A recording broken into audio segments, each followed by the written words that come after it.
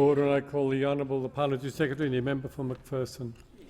Thank you, Mr Deputy Speaker. And let me say, I am absolutely delighted to be speaking on this topic. I think it is one of the most important topics that we could and should be debating here in the House. So this is the third time that I've spoken on it, and I think it's a wonderful opportunity.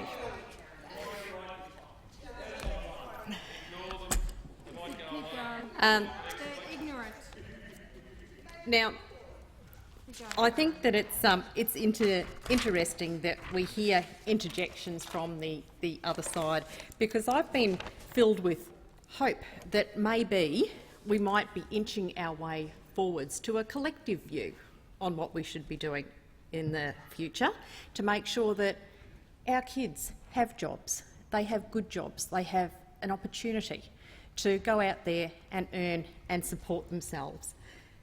Unfortunately, that's not a commonly held view, but it's one that I certainly am happy to advocate for, because I think that the jobs of the future are critical.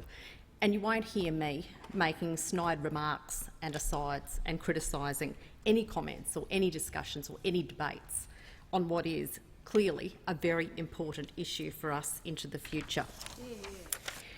Now, what I can say is that there has been a report released recently by CEDA, the Committee for Economic Development of Australia. That was released in June, only a couple of days ago. It's titled Australia's Future Workforce. One of the things that I think was disappointing about the portrayal of that was that there was a lot of focus on changes to some industries that are clearly declining here in Australia.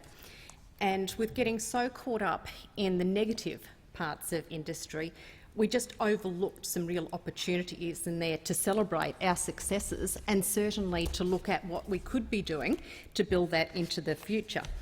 Now, one of the chapters of the report that particularly took my attention, and one that I'm very focused on, was Chapter 2.1. It's titled Australia's Shifting Economy, and it was written by Tim Bradley, who is the General Manager of the Industry Economics Branch at the Department of Industry and Science.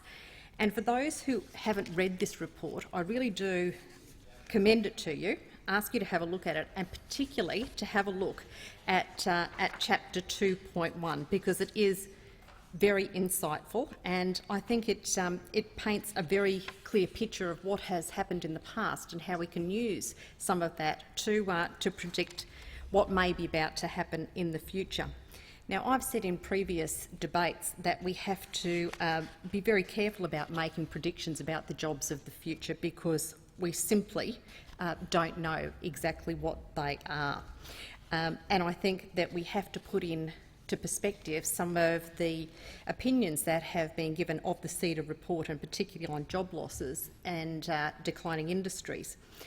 And what Tim Bradley actually says in his introduction is, and I quote, "While it is easy to focus on the industries and jobs lost, there is a bigger story at play.